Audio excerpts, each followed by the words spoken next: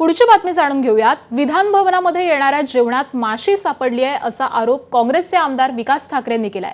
एका आमदाराच्या जेवणामध्ये माशी सापडली आहे असं विकास ठाकरे म्हणाले। विधान भवनामध्ये येणारं जेवणही सुरक्षित नाही असं विकास ठाकरे यांनी म्हटलेलं आहे।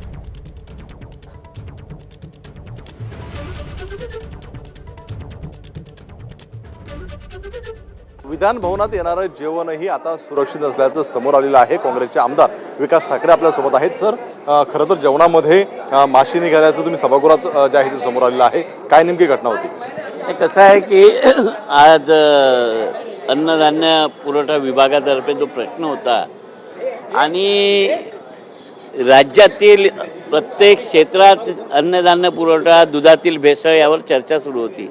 आज या ठिकाणी 288 आमदार येतात, यांच्यासाठी येणारं जेवण हे बाहेरनंच येतं, हे तरी सुरक्षित आहे का यावर माझा प्रश्न होता। कारण की आमचे एक आमदार मित्र जेवत होते, त्यांना जेवता जेवता माशी त्या जेवणामध्ये मिळाली।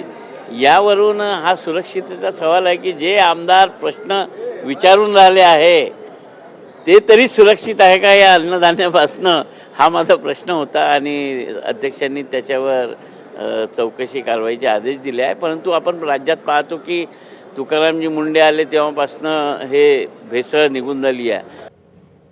राज्यातील दूध